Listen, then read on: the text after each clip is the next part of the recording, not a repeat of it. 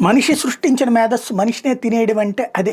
Robo cinema చూసినట్టు రోబోని మనిషి తయారు చేస్తే చివరికి రోబో మనుషుల్నే తయారు చేసేటటువంటి సిచ్యువేషన్కి ఎట్టయితే వచ్చిందో అట్లాంటి తరహా అని చెప్పను. కానీ ఇది కంప్లీట్ డిఫరెన్స్. ఆర్టిఫిషియల్ ఇంటెలిజెన్స్ అనేటటువంటి తయారు చేసిన సాఫ్ట్వేర్ ఇంజనీర్లే చివరికి అది తయారు చేసిన సాఫ్ట్వేర్ ఇంజనీర్లే ఉద్యోగం కోల్పోయారు. ఇప్పుడు క్రమంగా కోడింగ్లో ఎఫెక్ట్ వచ్చింది, అట్లాగే అనేక రకాలైనటువంటి ఉద్యోగాల్లో ఎఫెక్ట్ వచ్చింది.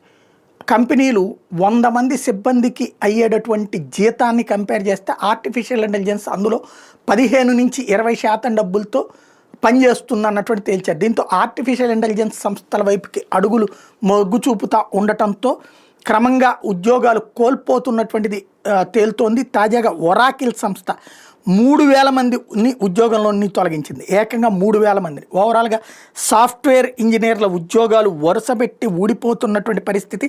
లక్షలు జీతాలు తీసుకున్నటువంటి వాళ్ళు నడి రోడ్డు మీద నిలుస్తున్నటువంటి పరిస్థితి. భవిష్యత్తు అగమ్యగోచరంగా కనిపిస్తున్న పరిస్థితి.